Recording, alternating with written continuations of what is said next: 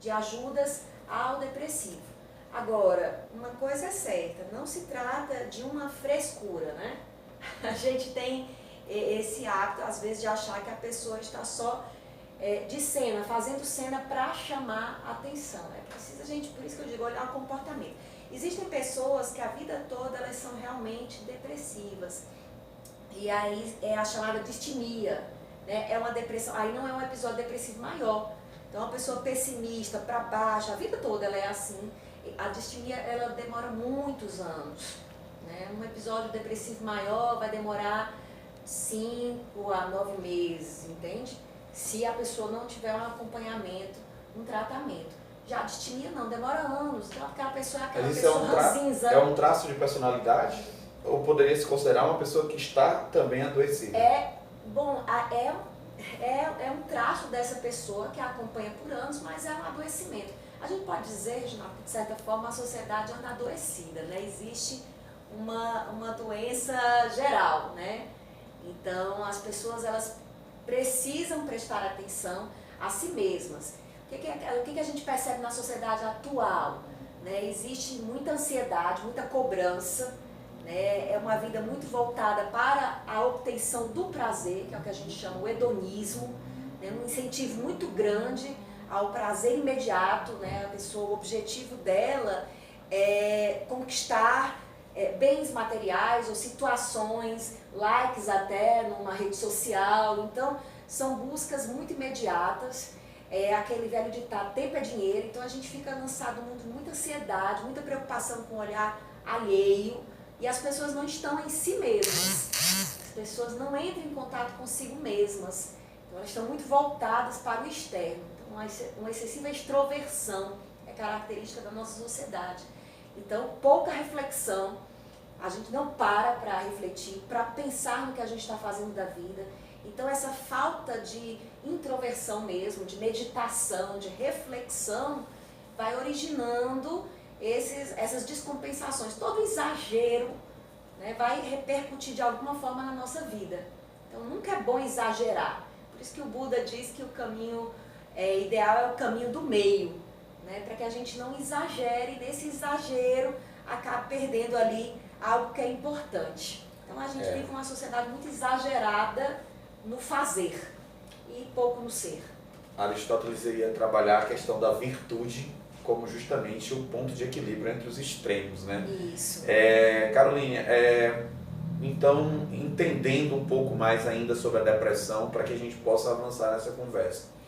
A depressão, ela é uma doença, ela, né, lógico, está definida como doença.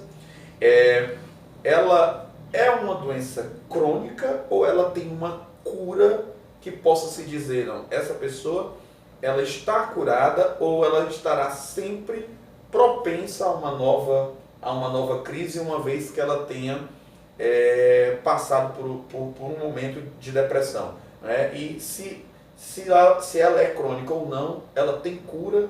É muito difícil a gente dar essas respostas absolutas, sobretudo em se tratando das afecções mentais. Então, assim, se ela tem cura, se ela não tem cura. O que se sabe são informações estatísticas, né? Que a maioria das pessoas que tiveram um episódio depressivo maior na vida, elas vão ter cerca de 3 a 4, acho que em toda a vida. Então vai acontecer de novo, existe esse quadro. Mas assim, o que causa, por exemplo, é filho de depressivo, vai ser depressivo. Existe uma influência genética, mas ela não é determinante. Existem fatores também sociais, existem fatores psicológicos, existe o estresse. Tudo isso vai se misturar. E se a pessoa vai passar ou não a vida toda, como ela vai ter que estar sempre em acompanhamento, isso é muito de cada um. Então, eu não vou dizer para uma pessoa que já teve um episódio depressivo maior que ela vai dizer, olha, você com certeza vai ter de novo, seria uma irresponsabilidade, né? Pode ser que ela consiga passar o resto da vida sem retornar a esse episódio. Mas o que estatisticamente a gente sabe é que o que geralmente acontece é retornar, vai acontecer novamente. E aí é importante a pessoa ter o tratamento, o acompanhamento, porque da outra vez ela já vai saber o caminho das pedras, né? E aí ela mais rapidamente estaria vacinada. Isso. Estaria já isso. Identifica melhor, né? Tem uma coisa que você falou, Gina, que chama a atenção, que é o fato da doença, né? Do conceito de doença que a gente tem. Quando a gente diz depressão é uma doença, eu digo até que existe um lado positivo que é do respeito à doença, né? O que está acontecendo com a pessoa, a sintomatologia dela. E existe também uma certa ignorância na nossa sociedade em relação à doença depressiva como se fosse algo que você pega, feito um vírus. Né? Então eu peguei uma depressão. Você não pega uma depressão. Você não vai pegar a depressão, ela vai se desenvolvendo. Então, uma série de fatores se somam. Quer dizer, eu posso ter tido familiares depressivos e necessariamente não vou desenvolver a depressão. Então, tem outros fatores que vão se somar. Um sinal de alerta.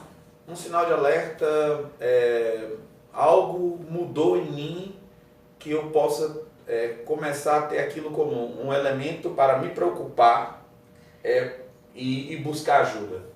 O sinal de alerta o mais comum é o choro fácil e também o desinteresse. O desinteresse pelas coisas que antes você se interessava. É como se você perdesse o brilho, né? Você sente que perdeu o brilho nos olhos. Coisas que antes te animavam, elas não te animam mais. E irritabilidade também, assim, e um afastamento. Você vai se afastar das pessoas, aquelas que você gostava de estar com elas. Então, uma certa tendência a querer se afastar, a se sentir muito cobrado por estar com as pessoas, entende? É cansativo. Eu tenho que dar atenção, eu tenho que sorrir, eu não estou com vontade. Então, há um isolamento, uma tendência a se isolar.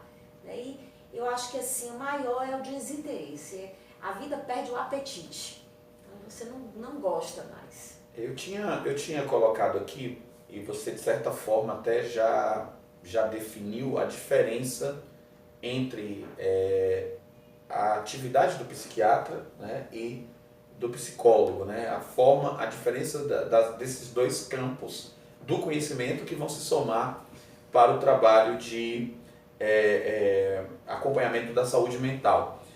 A gente sabe, Caroline, que nós temos ainda, a gente falou de sociedade e desse preconceito com a depressão, existe ainda um preconceito muito grande sobre a profissão, sobre esse ramo do conhecimento, como se ele estivesse diretamente associado à questão da loucura, né? No Brasil isso ainda é muito forte. Eu acho que para fazer terapia nos Estados Unidos, pelo que a gente vê, né, nos filmes, etc., parece ser algo muito mais comum. Isso. Né? Quando se recomenda uma terapia? A terapia é só por causa da depressão? A terapia, em que momento a psicoterapia ela é recomendada para facilitar esse entendimento, até não apenas para a depressão, mas em que momentos a psicoterapia seria sugerida, né, para que as pessoas entendam assim, puxa, eu estou passando por um problema, será que o psicólogo pode ou não me ajudar? Né? Isso é tão difícil de responder, né? Em que momento? Eu acho que a terapia é também um chamado, a pessoa sente, né? Está na hora de fazer terapia. É no momento em que você está percebendo que esqueceu de si mesmo, né? E que precisa se reencontrar. Isso é muito comum.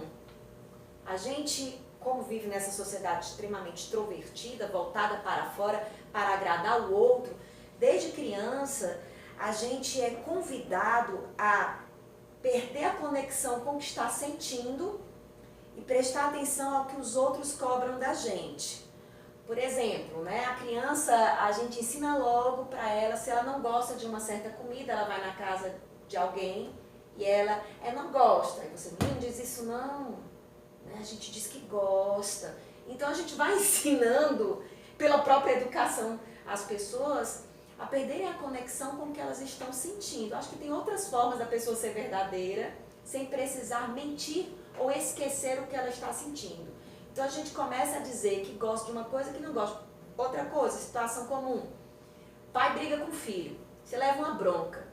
Você tem como ficar feliz levando uma bronca? Você só pode fazer uma cara feia. Mas aí diz, menino, essa cara feia, desmancha esse bico. Quer dizer, você tem que levar uma bronca sorrindo. Então, assim, é um convite à dissociação, à desconexão mente-coração, né? Então, assim, você está sentindo uma coisa, mas não, eu estou aqui e você está esfriando. Então, a gente fica desconectado. Deixa eu provocar, então, já que você falou aí da coisa do pai, filho e etc, né? Então, assim, o que você está dizendo, isso pode se aplicar em qualquer momento da vida. Esconder seus sentimentos, tentar manter para a sociedade aquela figura de que você está bem, isso de certa forma poderia ser prejudicial à minha saúde mental? Depende, é assim, quando vou esconder os seus sentimentos, que eu não posso, se eu sou uma psicóloga, né? Vou chegar para atender, tô mal, tô muito mal hoje, eu não vou dizer isso pro meu cliente, não porque eu sou perfeita, mas porque o foco é ele, né? A atenção está voltada para ele e aquilo é a prioridade do momento, não é a gente tá colocando para o mundo todo o que a gente está sentindo, pensando na hora, não. Mas é a gente não perder essa conexão, né? Assim, você não perder a conexão com a verdade do que você está sentindo. Então, voltando à história da educação, olha como a gente vai ensinando. Por exemplo, vou especificar melhor. Voltando na bronca, você termina da bronca pro menino, você deu umas peias no filho, aí depois diz assim pro filho, fiz isso, porque você está arrependido, na verdade. Porque você viu que você perdeu a cabeça, exagerou na dose. A gente exagera às vezes na dose, né? Ficou irritado. Aí você diz assim pro filho, mamãe te bateu porque te ama. Porque se mamãe não te bater, o mundo vai te bater. Então o que você começa a ensinar? Bater é amar, né? Amar é bater. Mentira, você bateu porque você perdeu o controle. Você educa porque ama. Mas assim, você bateu porque você não sabe o que fazer, porque você perdeu o controle. A agressão não é manifestação de amor. Não é. Mas aí a gente ensina para os filhos, aí depois ele tá batendo na mulher dele, né, e tá todo mundo chocado. Ele foi ensinado que existe um amor assim também. É claro que eu não estou dizendo que sempre isso vai resultar. Existem outros fatores interferindo na vida da pessoa também.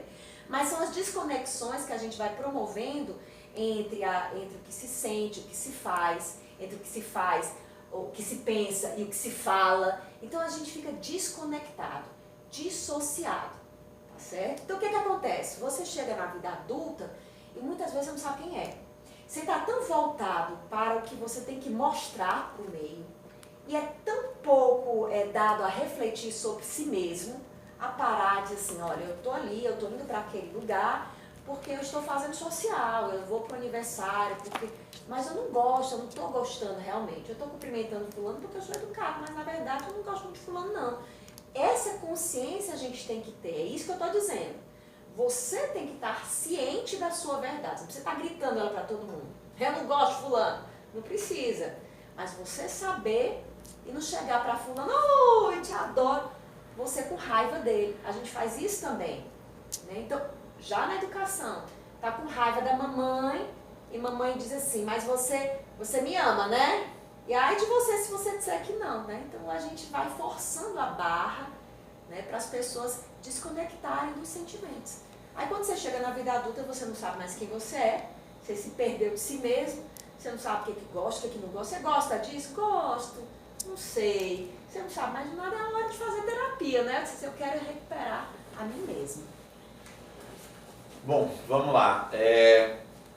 Vou entrar no tema suicídio, porque acho que uma boa parte daquilo que a gente precisava falar sobre a questão da saúde mental, isso aqui não é uma aula, né? É um bate-papo para a gente fomentar o debate. É fundamental que a gente entenda a importância das atividades terapêuticas, do psicólogo, do psiquiatra, quebrar essa mística que tem, esse preconceito, na verdade, sobre a questão de ir em busca de um psiquiatra. Recentemente, Caroline, uma grande amiga minha, ela foi me confidenciar que em determinado momento da vida dela, ela foi ao psicólogo. Nossa! Ela estava tão mal que teve que procurar o psicólogo. Mas se você visse a forma que isso foi dito, parecia assim, eu preciso esconder do mundo inteiro que eu precisei ir ao psicólogo. Sabe? Ou seja, ela não fez terapia tempo suficiente para poder não abrir o fez, verbo, né? não fez. E realmente não fez. Ela foi numa emergência. Isso. Uma emergência psicológica, né? Pronto. E aquilo me alertou ainda mais o quanto que isso é grave. A falta de entendimento de que buscar uma terapia é como, fazendo as devidas separações, eu estou com uma virose e ao invés de fazer a automedicação e ficar ouvindo 300 receitas, alguém disse que limão com não sei o que, outro disse que o chá da romã com não sei o que, bababá, ao invés de ir no médico, eu fico escutando as pessoas. Entenda que você está com um problema de ordem emocional e ao invés de procurar o psicólogo, vai ouvir o amigo, a amiga, a mãe, o pai, enfim. A diferença é que o psicólogo, ele não dá, o amigo, o pai, a mãe, toda vida que você for falar com um, né, deles, você vai primeiro passar no filtro que você vai falar. Você não vai falar tudo para sua mãe. Tem coisa que eu sei que eu não vou falar para a mamãe, porque a mamãe vai se chatear, porque a mamãe não vai entender, e aí você já filtra. Pá, não falei aquilo ali. E aí você também vai ter que ouvir mamãe. Aí ela vai dar a resposta dela e o conselho dela. O psicólogo não é assim. Você vai falar para ele tudo, sem filtro. Quer dizer, pretende-se que você fique tão à vontade na sessão que chegue a esse ponto. Pelo menos de diminuir muitos filtros. E aí você vai poder se ouvir falando de tudo para alguém. E vai ter insight, você vai perceber coisas que não percebia antes, porque tem aquele diálogo aberto. E o psicólogo não vai falar dele, olha, peraí, mas eu também estou mal, vivendo um momento difícil. Eu já passei por isso. E agora você tem que ouvir a dele, né? Não é que ele não vai falar, ele pode até falar, mas não vai ficar se abrindo com você, contando a vida dele, e você agora é a vez de ouvi-lo. Não vai acontecer. Como não tem intervalo comercial, alguém lembrou ali que eu preciso dizer que alguém pode ter chegado na live depois, com quem eu estou conversando, né? Essa é a minha amiga psicóloga Caroline Traeger. Eu falei no início. Dona Graça, briga Caroline Secundino Traeger. Opa, desculpe, Dona Graça, se a senhora estiver acompanhando, Dona Graça, um grande beijo. Caroline Secundino Traeger, tá? Então vamos manter isso bem forte. Ela tem razão, Dona Graça, o Secundino veio antes, né? Do Marcos chegar na vida dela. Psicóloga, atriz, dramaturga, roteirista de cinema, uma pessoa, artista plástico, enfim. Mas hoje psicóloga, né? Está nos recebendo aqui no consultório dela para esse bate-papo sobre saúde mental, depressão, enfim, algumas coisas que a gente já falou aí. Quem pegou em andamento depois assiste o vídeo na íntegra para você já ver o que a gente já discutiu aqui nesse dia de hoje, né? Pede aí, enfim, mande sua pergunta se você tiver com alguma pergunta, quem está acompanhando, se foi tocado em alguma coisa que é do seu interesse pessoal até agora, vai lá, manda tua pergunta que eu estou aqui, mas a nossa assessoria está ali acompanhando a sua intervenção aí, tá ok? Então a gente estava aqui já falando que íamos entrar na questão do suicídio, propriamente falando, por conta do mês, né? Um mês de Setembro Amarelo, um mês destinado a esse tema, e a relação muito próxima que o suicídio tem com o adoecimento mental, e a depressão é um fator, né? Um dos fatores. E aí eu de fato até coloquei como pergunta, né? Alguém poderia cometer suicídio sem estar doente? Sem estar deprimido? Sem estar... Ou num episódio, né? Num episódio depressivo, poderia cometer suicídio... Acontece muito. Por plena convicção de algo. Seria um adoecimento, ela está fria ao ponto de querer simplesmente decidir se matar por não ter um contato com o seu próprio sofrimento, como você sugeriu em dado momento? Por exemplo, existe, você está falando assim, existem casos realmente de pessoas que... lembra aquele filme que fez o maior sucesso de um rapaz que tinha uma doença progressiva e decide cometer o suicídio, Sim. né? Sei, Pronto, sei. qual é o nome do filme, hein? Alguém lembra aí? Bem romântico, né? Bem Ele é uma moça que romântico. acompanha. Eu não acho tão romântico, não. Ele ganhou um bom aí de romântico, a música é muito bonita mesmo. Uhum.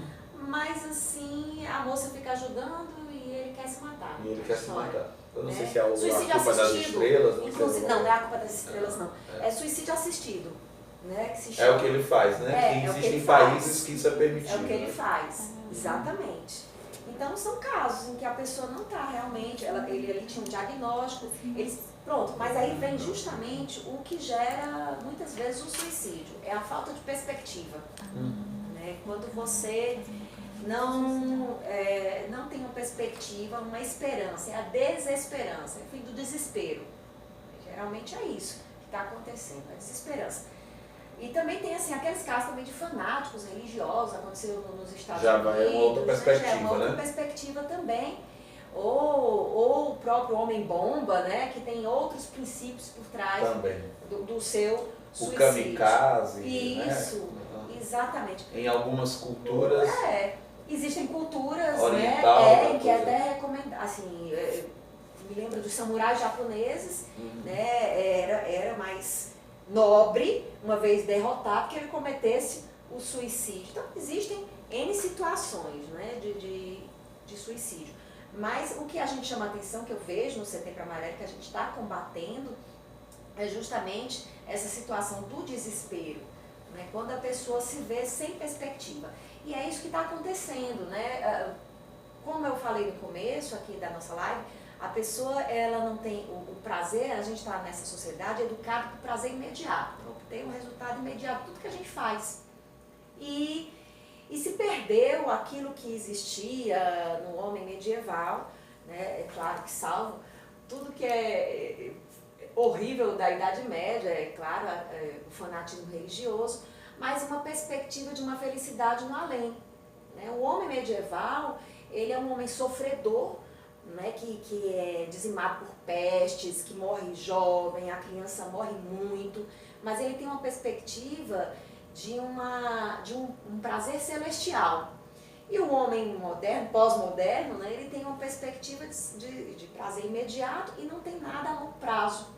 Então, uma vez que ele conquistou isso, ou que ele não consegue conquistar aquilo que ele queria tanto conquistar, ele se vê desesperançado, sem perspectiva. E esse é que é o grande problema. Né? Quando ele vê que ele não consegue, e é uma baixa resistência à frustração também. Que a gente vê que assim, o tanto que o suicídio, você vai ver que em países mais desenvolvidos, ele é às vezes até mais comum, mais frequente. Né? Em pessoas que estão de classe média, né, que estão com a vida mais garantida, isso é mais comum. Né? Por quê? Porque justamente a pessoa, ela fica muito sem perspectiva, enquanto aquele ali está pensando em viver, em sobreviver. Então ele está muito focado naquilo, mas assim, quando ela para um pouquinho, ela se vê sem perspectiva. Eu estou aqui vivendo para quê? E sobretudo, eu estou sofrendo para quê? Isso me suscitou uma pergunta, Caroline. Existem alguns países, eu não vou lembrar agora exatamente se é a Suécia, a Noruega, com o IDH dos mais altos do mundo, né? Qualidade de vida ao extremo, onde em tese não falta nada. E com um índice alto, elevado de suicídio. Aí eu vou numa outra perspectiva, que você também é estudante do tema. Existe uma correlação do suicídio com a falta de perspectiva da vida espiritual, uma vez que países com maior desenvolvimento econômico, às vezes, têm uma maior propensão também ao materialismo? Existe essa correlação entre o suicídio e a falta de perspectiva de uma vida futura do ponto de vista da espiritualidade, da fé? Lembra o filme, não sei o que, Como Eu Fiquei Depois de Você, Como Eu Sou Depois de Você. Ele mostrou ali um filme. Esse aqui. Não é esse não. Mas enfim, eu ia falar justamente nisso, né? Que assim, existe a dimensão, né? Uma negligência da dimensão espiritual da vida. Né? Jung prestava já muita atenção nisso. Jung já, né? No alvorecer do século XX. Para quem não conhece, Jung, por favor, Carl Gustav Jung, o criador da psicologia analítica, um psiquiatra suíço, que já observava isso, né? Nós temos várias dimensões, né? Assim, de dimensão social, né? A dimensão familiar, e temos a dimensão da espiritualidade. Então, assim, é uma necessidade humana, para quê? Um sentido de vida, né? E um sentido de pertencimento a algo maior. Então a gente tem essa necessidade. Quando isso não é alimentado, aí gera o vazio existencial. Então a gente precisa de um sentido, um para quê. Então realmente no combate ao suicídio, e isso é pesquisado, é constatado em pesquisas, a espiritualidade tem uma grande importância. É claro que existem religiões que são adoecedoras, né? Eu nem diria religiões, talvez, em se tratando das grandes religiões, religiosos e atitudes religiosas, né, que são adoecedoras, que colocam medo, né, muita restrição e acabam, aí sim, por exemplo, eu já ouvi casos de jovens, né, de determinadas religiões que consideram a homossexualidade um pecado, né, e esses jovens se matarem. Por quê? Porque são homossexuais. Então, assim, já ouvi casos assim. Então, é claro que nesse caso aí, eu acho que é um desvio da religião propriamente dita, que os verdadeiros grandes religiosos, eu já escutei vários, católicos, evangélicos, espíritas, budistas, não tem essas posturas, né? E tem uma postura muito mais de acolhimento.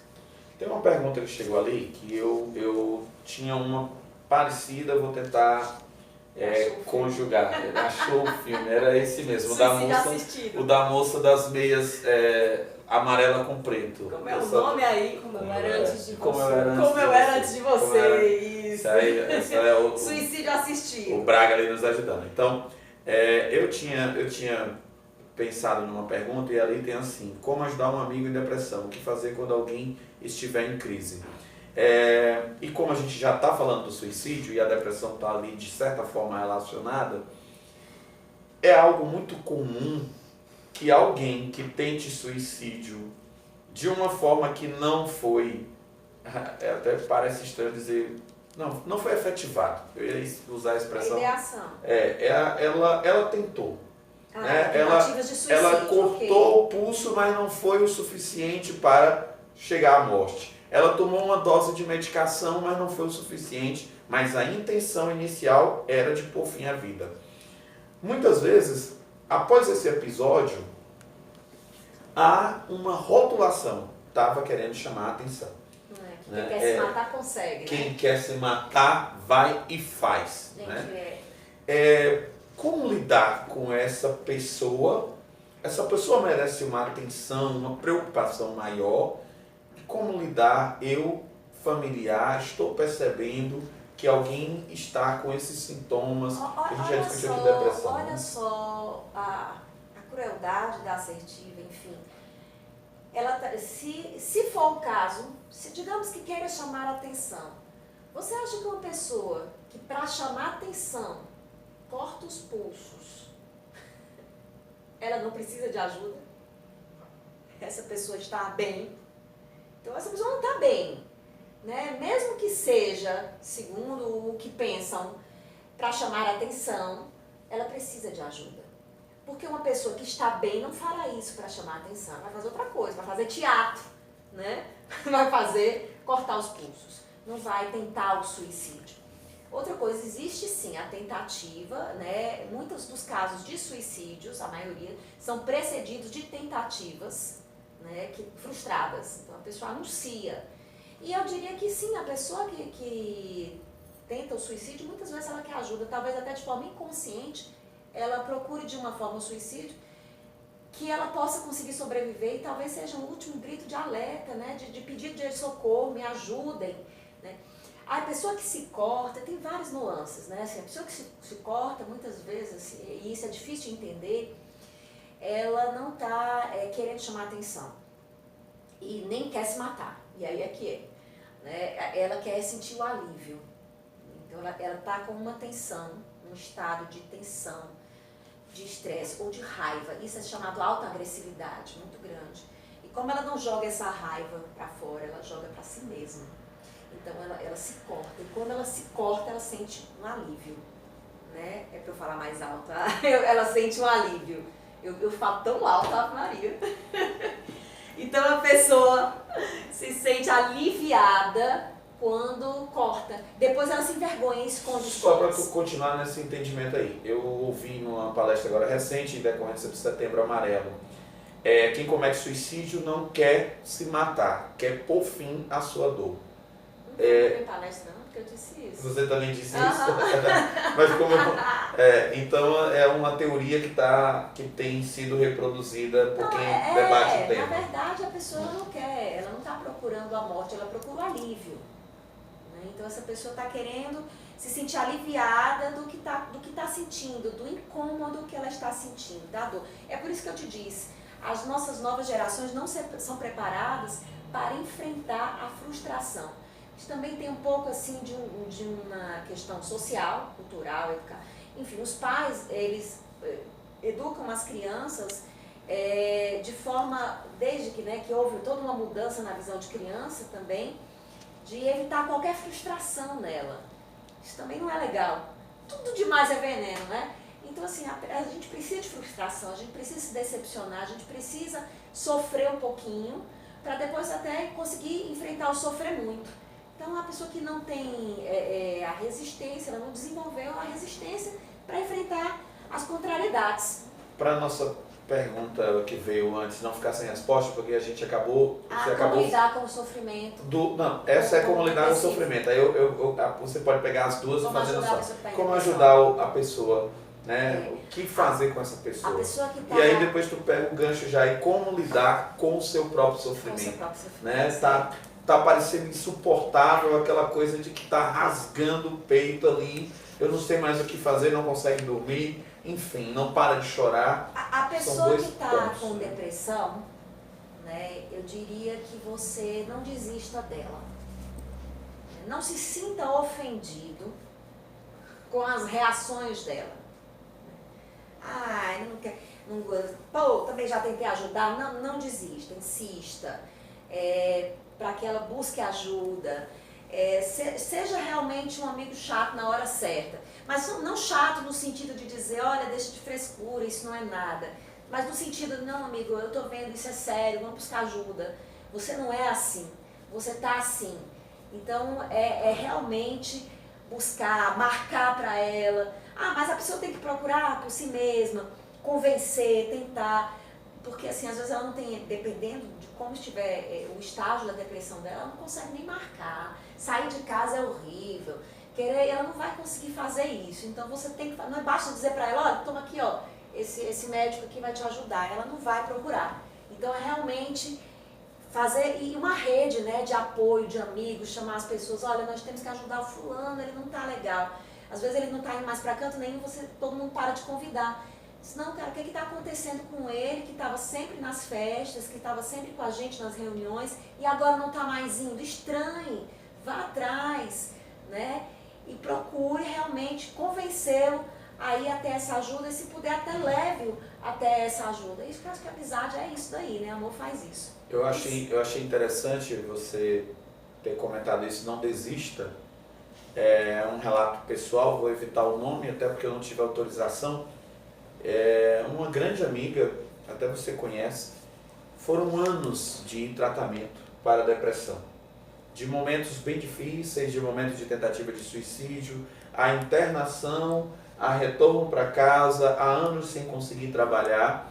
E uma associação de uma série de fatores, inclusive a espiritualidade, fez com que ela conseguisse dar a volta por cima. Atualmente está trabalhando, tem até escrito sobre o tema da sua experiência pessoal em rede social. Eu não estou lembrando agora bem como é o nome do canal que ela criou para falar de depressão. E é uma experiência bem sucedida, tem muito a ver com isso que você falou, do auxílio, dessa rede que você pode criar envolvendo terapia, espiritualidade, apoio familiar, enfim. Né? São uma série de fatores. Eu acho isso fantástico, a pergunta suscitar que a gente fale um pouco sobre isso também, Caroline. E aí, assim, para a gente ir mais ou menos cumprindo aqui com o tempo... Eu tenho que fazer com o próprio sofrimento. Então vamos lá. Vai para esse ponto. Teve uma pessoa perguntar o que fazer com o fazer. próprio sofrimento, né? Quer dizer, olha, inevitavelmente você vai sofrer na vida. Primeira coisa que você tem que ter consciência. Isso faz parte da existência. Então, os budistas chamam de impermanência, né? Tudo é cíclico, as alegrias, as tristezas de sabores também. A primeira coisa, você tem que ter essa consciência. E existe uma palavra que está até na moda, né? Resiliência e ressignificar. Então, quando você passa por uma perda, uma frustração muito grande, a gente tem que ter um preparo, e aí por isso que eu digo, a gente tem que se preparar quando está bem. Agora, você que está querendo ajudar, pense que você também pode ficar mal um dia, e você tem que buscar, e a gente não faz isso, né? Em tudo na vida, fisicamente, psicologicamente também. A gente tem que ter uma atitude preventiva. Então, qual é a atitude preventiva? Eu tenho que ter bases psicológicas que me fortalecem. E aí a espiritualidade entra muito em jogo, porque assim, qual é o sentido do sofrimento? Então, quando eu passo por um sofrimento, eu tenho que pegar e dizer, ok, isso é inevitável, eu não tenho como reverter, porque eu acho que essa é a pior dor, é a dor do irreversível, daquilo que não pode ser mudado, tipo a dor da morte de alguém, né? E você não pode, ou de uma perda de um amor, de um casamento às vezes, então você não tem como mudar, ou de um filho, aquilo ali. Então você enfrenta, é claro, você passa, você chora aquela dor, mas você olha, e agora disso eu vou fazer o quê? O que eu posso fazer com isso? O que isso trouxe? O que isso também me agrega de experiência e de amadurecimento? Então eu cito como exemplo a mãe do Cazuza, um caso famoso, né? O Cazuza, um cantor, é um dos que morreram por causa da AIDS, né? Quando a AIDS chegou com força total, e a mãe dele criou uma fundação, né? Daquela dor ela transforma isso em algo que vai beneficiar outras pessoas que passam por dores semelhantes. Claro que você ela fez daquilo uma razão para viver mais. Isso, obviamente, nem todo mundo precisa fazer um trabalho imenso, grande, no seu pequeno espaço. Né? O que isso me trouxe de experiência? Eu vejo, por exemplo, gente que fez medicina, eu conheço, porque perdeu um ente querido, né? E aí eu fiquei com vontade de conhecer a medicina, de trabalhar e de ajudar as pessoas que vão passar, que passam por aquilo que eu passei, para que aquilo não aconteça. Vai para a enfermagem, né, para as áreas de saúde, até para a psicologia, gente que sofreu com depressão. Eu quero ser psicóloga para poder ajudar as pessoas que estão passando por isso. Então, assim, da tua dor, o que você pode tirar? Né? Ao invés, você tem duas opções, ou você lamentar o resto da vida, o que aconteceu, ou você pegar, é claro, dói, eu não nego, né? E transformar isso num degrau que vai te levar para um patamar superior, né? De realização pessoal. Então, é essa capacidade de transformar, né? Agora me lembrei da metáfora do próprio Evangelho, né? Água em vinho. Então, e água barrenta, né? Vamos fazer assim, né? Você transformar aquilo que é, talvez, o que não se quer, o que põe para baixo, era ali numa festa, em algo que vai colocar as pessoas para cima, né? Então, e essa capacidade a gente tem que desenvolver. E aí você tem que se prevenir antes, né? Porque vai ser mais difícil quando você não tem nenhum preparo. Então, você, Reginaldo, é educador físico, sim, sabe bem disso. Se a pessoa quer estar bem fisicamente, eu chego para você, Reginaldo, eu quero ficar, eu até disse isso hoje no rádio, mas eu quero ficar com o corpo da Juliana Paz. Aí você vai me dizer, vai treinar. E aí eu vou treinar, você vai, claro, com o seu corpo você vai poder talvez chegar pertinho. E aí eu vou lá treinar, treinei um dia e volto e digo, nem funcionou. Treinei, daqui aqui, ó, do mesmo jeito. Você vai dizer o quê? Não é assim não. Você tem que ir várias vezes, disciplinadamente. Assim também a gente é psiquicamente, emocionalmente. A gente tem que treinar também as nossas emoções, né? A nossa experiência psíquica. Você tem que estar se treinando, se conhecendo, se trabalhando, lutando para se conhecer, para vencer determinados impulsos, para se transformar, para que você realmente possa se desenvolver. Não é tão simples, eu quero, eu faço. Bonito, né? Dá mais slogan só. Bom, tá muito bom. O não saber lidar com as frustrações está em ligação com a falta de limite por parte dos pais. Eu acho que a Caroline falou bem das frustrações. ela falou um pouco sobre essa coisa. Só até para tomar cuidado, né? Que tem esse história de psicólogo, tudo culpa o pai e a mãe. Não é essa a ideia. Não é que a gente culpa os pais.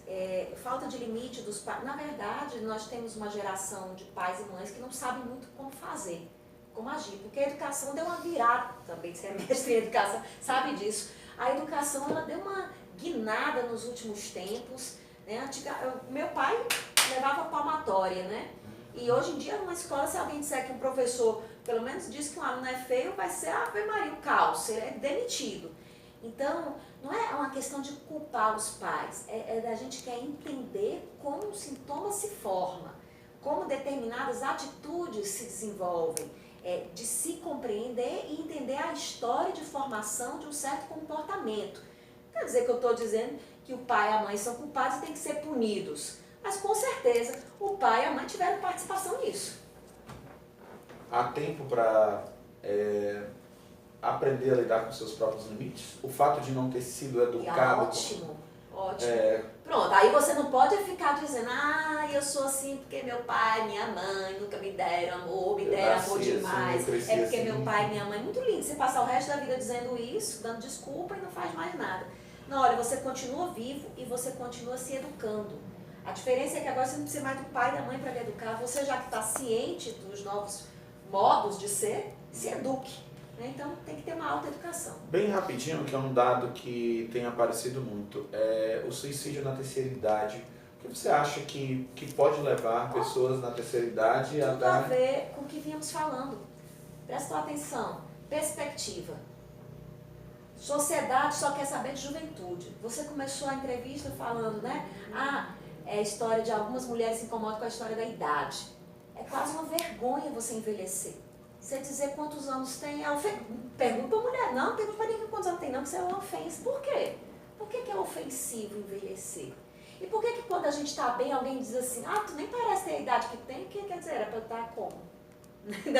Eu digo que eu tenho a idade que eu tenho, parece ter a idade que eu tenho, eu me sinto assim na minha idade. Né? Então, o elogio é dizer, nossa, eu estou jovem por dentro, né? A gente está com uma juventude de espírito, pode-se dizer. Então, o que acontece? Não existe um preparo para a velhice, para o envelhecer. Aí o idoso se aposenta, perdeu a utilidade, e aí tudo tem que ser útil. Você está fazendo isso para quê? Por quê? Tudo tem que ser útil e utilitário, né? No sentido, tem que dar dinheiro. Então o idoso se vê numa perspectiva de agora eu não tenho mais utilidade, as pessoas não precisam mais de mim, eu não sonho mais com amor porque eu já estou velho demais, não tenho dinheiro, então eu não posso comprar um namorado ou uma namorada, né? Então assim, e aí agora eu fico sem perspectiva. Quer dizer, isso é um reflexo, as pessoas estão envelhecendo, quer dizer, nós temos mais saúde para envelhecer como não envelhecíamos no passado, só que ao invés de se respeitar a velhice, se considera a velhice um fracasso, não é? Contraditório isso. Envelhecer é quase vergonhoso, é um fracasso. Eu, aproveitando que a Caroline lembrou aqui, né, que eu sou formado em educação física, lidei a vida quase toda com esporte, com atividades de movimento, fui professor de educação física em faculdade, etc. Uma teoria muito interessante no estudo da educação física é a teoria do ócio, o tempo do ócio. E é uma discussão muito forte já na Europa e que a gente precisa reconsiderar em termos de sociedade pós-moderna, como disse a Caroline. Há uma preocupação excessiva de ocupação do tempo para produzir. E as pessoas estão nessa correria desesperada e respondendo algumas perguntas, aí dando a minha contribuição enquanto professor de educação física. Lembre-se, você precisa ter tempo para não fazer nada. Precisa. Você precisa ter tempo tempo Alves, para não fazer nada. E o que for fazer desse nada, não ter compromisso exatamente com o que vai fazer. Isso é o tempo do ócio. Eu não precisar me programar, por exemplo, se eu programei a hora da academia, porque aquilo também vai fazer bem para o meu corpo e até para a minha mente, vai estar programado. E aí, às vezes, começa a virar um estresse, porque eu corro para chegar na academia, eu preciso cumprir o tempo da academia. Deixa de ter o prazer do ócio. sentar à frente da praia e simplesmente contemplar Prazer de não fazer nada. o pôr do sol, o mar, a lua, seja o que É for. tão inaceitável, as pessoas acham tão terrível o ócio, que se você disser assim, alguém disser, Regina, vamos nesse final de semana para tal canto, fazer um trabalho é inegável. E se você disser assim, não vou não. Por quê? Porque eu acho essa uma pergunta mal educada. Se você diz que não vai, ninguém está te perguntando, as pessoas não deveriam perguntar por quê.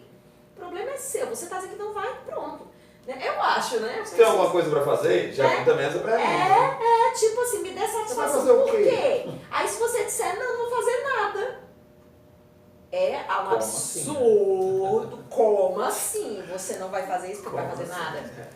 No final de semana? Simplesmente porque eu não quero fazer nada, né? Eu aprendi a dizer, eu adoro chegar na minha casa quando não tem nada para fazer. Se eu vou ligar a TV, se eu não vou ligar a TV, se eu vou ficar olhando besteira, se eu vou assistir, enfim, me divertir com coisas banais. Uma dica, uma resposta de se divertir com coisas banais, desculpa. Divertir com coisas banais, que às vezes até isso, né? Para quebrar um pouco, até porque minha rotina virou uma rotina de coisas sérias. Para vocês terem uma ideia como a gente não se percebe.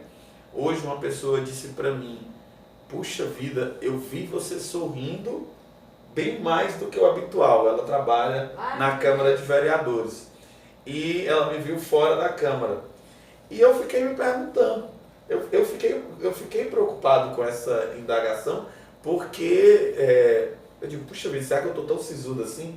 Eu disse, eu entro num ambiente de trabalho tão focado com coisas do trabalho, que talvez esteja esquecendo, né, que até esse ambiente de trabalho ele pode ser um ambiente prazeroso, né, que a gente não precisa tornar tudo na nossa vida um peso.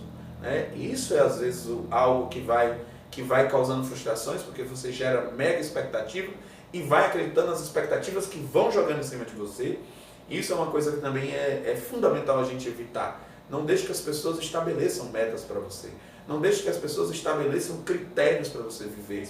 Padrões para você. O que você tem que fazer com o seu tempo, com a sua hora, com o seu tempo. Com o seu corpo. Eu digo, né? O seu corpo. Quando eu digo, as pessoas gostam dessa resposta, mas assim, eu digo uma resposta legal quando as pessoas vierem te perguntar, você vai para tal canto? Não. Por quê? Eu adoro responder, motivo pessoal. Que é pra se par, né? Motivo pessoal, ou seja, tem nada a ver contigo. Por fim. Dá licença, né? Bom, Karen, eu sei que dava pra gente passar umas 2 horas ou mais aqui. Quais são as prevenções de acesso que o poder público... eu ia tocar nesse assunto sobre as coisas... Porque, veja só... ninguém soube não, viu? Só que foi tu. O pessoal que tá assistindo quais são as prevenções que o poder público pode tomar? Já tô mais habilidosa em live eu tô com essa condição hoje de estar aqui nesse bate-papo, mas estou vereador e eu sei o quanto é importante. Uma vez me perguntaram agora no dia do psicólogo, você já fez terapia? Me lembrei o que foi. Foi uma ação no centro da cidade, na Praça do Ferreira, com estudantes de psicologia. Perguntando à população, você já fez terapia? E eu me senti muito à vontade de responder, fiz. Né? Mas eu fiz de forma particular. E aí eu ia te perguntar isso como psicóloga, para essas pessoas todas que ouviram essa proposta, quais são os caminhos hoje? Para quem está precisando de terapia, no nosso papo aqui, antes da gente entrar no ar, você falou até das terapias coletivas, né? Eu vou depois falar, vou esperar a resposta dela e vou dar a minha contribuição hoje enquanto representante do Poder Público Municipal, né? Do Poder Legislativo. Quais são hoje os caminhos para quem está precisando de terapia, quem nos acompanhou?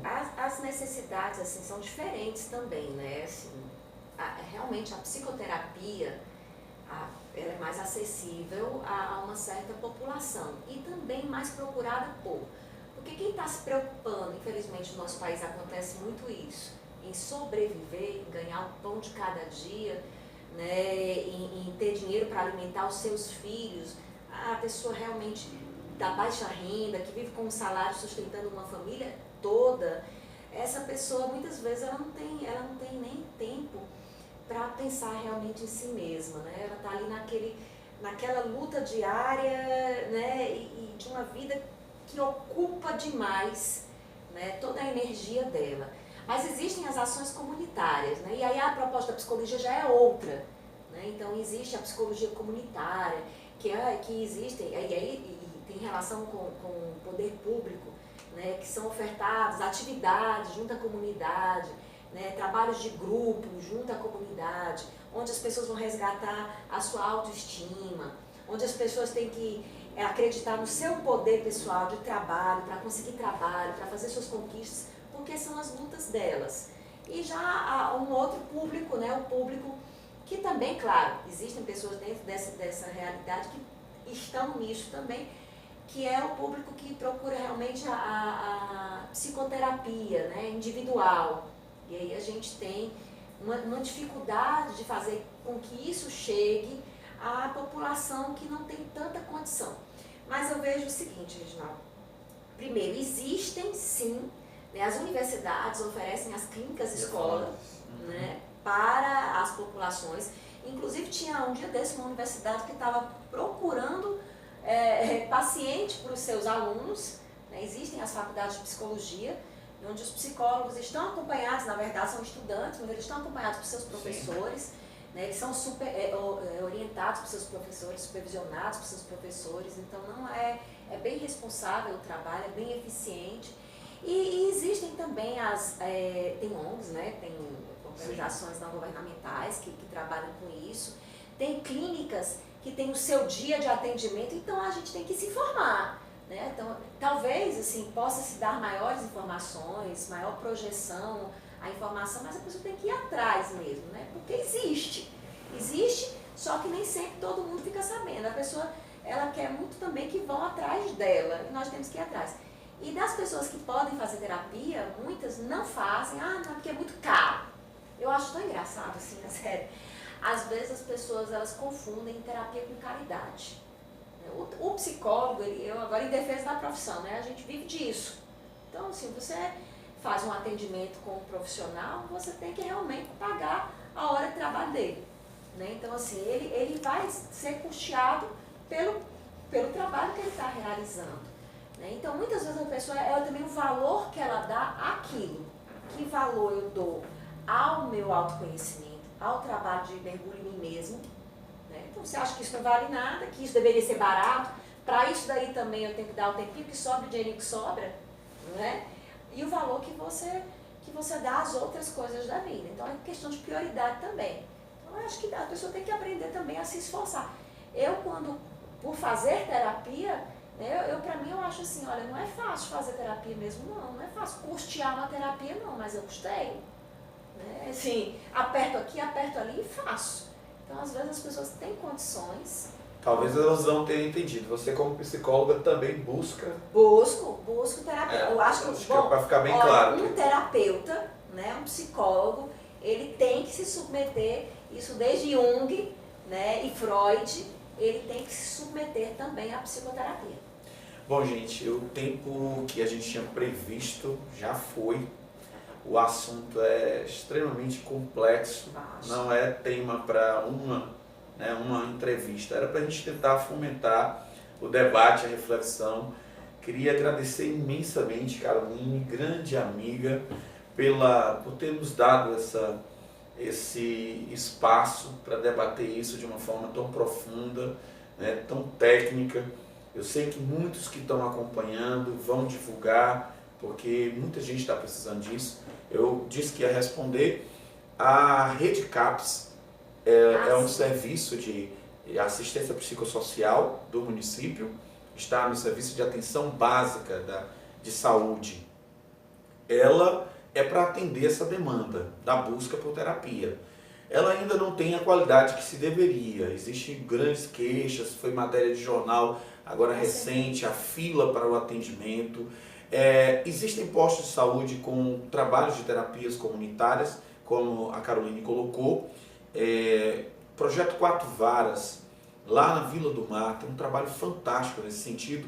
Quem mora para aquela ala da cidade, procure, se informe, como a Caroline colocou. E, de fato, muitas faculdades têm feito esse tipo de assistência e de acompanhamento, até para servir como trabalho de formação dos alunos, acompanhados devidamente pelos seus professores, certo? Queríamos que tivesse muito mais. Eu acho que a psicologia ela precisa dessa ampliação, né, para que a gente tenha mais acesso. Apesar da pessoa com maior dificuldade financeira, Caroline ela foi técnica ao responder isso. Mas a gente sabe que existem pessoas com depressão lá no meio da situação de maior escassez de recursos, né? Enfim, gente, agradecer demais. Lembrar vocês, aproveitar para fazer uma divulgação. A Caroline está em cartaz nesse domingo e nesse próximo domingo agora, e no outro, com a peça A Psicanalista Surda, no Teatro Arena Aldeota, que é o Teatro do Colégio Cristos, às 19 horas. O preço está baratinho, se informa, procura lá o perfil dela no Instagram, né, e da Carolina Geraldo, nossa grande amiga atriz, que está no elenco. Gente, a peça belíssima, assistir domingo, vale demais a pena. Vocês vão ver Freud, Jung, vocês vão ver esse diálogo muito louco, né, sobre justamente a necessidade dessa escuta técnica que a Caroline colocou num espetáculo de teatro. E um tema muito importante que é abordado durante a peça, que é o abuso sexual, certo? Principalmente na infância. É um tema complexo, mas que foi tratado com humor, com seriedade, com profundidade, vale a pena. A Psicanalista Surda, nesse domingo e no outro, no Teatro Arena Aldeota, a partir das 19 horas, tá? A gente vai pensar em outros formatos de bate-papo. Estão dizendo aí que a ideia foi interessante. Caroline questionou assim, puxa vida, eu não sei nem como é que vai ser, eu nunca participei. Ela disse até que é tímida, atriz, etc. Mas os atores e atrizes têm essa mania de dizer que são tímidos. Mas foi muito bom, muito agradável, obrigado. Você quer deixar um último recado aí para as pessoas que estão... A gente conversou lá no início, né, assim, antes, você disse assim, eu quero falar de esperança, eu quero falar para essas pessoas, que tocar o coração das pessoas. Vamos deixar um último recado para essas pessoas, Carolina. Agora você me lembrou de uma amiga minha, uma vez que uma pessoa foi falar para ela, né, que estava pensando em se matar. Já estava no nível da ideação, articulando, e ela disse assim, faz o seguinte, adia um pouco esse projeto, adia um pouco esse projeto e me dá uma chance. Então eu vou convidar, né, a você que pensa, adiar um pouco esse projeto e se dar uma chance de reformular a sua maneira de encarar a vida, né, de mudar os seus paradigmas. Talvez sejam esses paradigmas que precisam ser transformados, esse seu olhar sobre a vida e sobre o mundo. Procure ajuda, procure tanto um psicólogo, mas se você não tem condição, se você não vê saída, se você acha que está perdido em relação a isso, procure a religião, procure uma igreja, um centro espírita, procure uma pessoa mais velha, mas não fique aí sozinho. E comece a olhar que tem sempre alguém que pode lhe estender a mão. O ser humano, ele é incrivelmente capaz de fazer mal, mas também de fazer bem. Então tem alguém perto de você que pode lhe ajudar e você talvez não esteja vendo. Então, preste atenção, olhe em torno. Existe amor, existe amizade pertinho de você. Procure ajuda. Fantástico, né? Para encerrar mesmo, eu vou sugerir, ao invés de você, desistir da sua vida, desista do problema que está lhe atormentando, tá? E vamos seguir, a vida é bela, como diz o filme, né? Temos muito mais. Daqui aos 10 anos, quando você superar isso tudo, você olhar para trás, vai pensar, puxa vida, e eu pensei em desistir dessa vida maravilhosa que eu tenho, né? A nossa vida é aquilo que a gente quer construir com ela, tá ok? Grande abraço, gente, obrigado pela participação de vocês todos e todas aí, e vão aí, continuem acompanhando, a gente vai pensar num outro bate-papo tão interessante como esse. Valeu!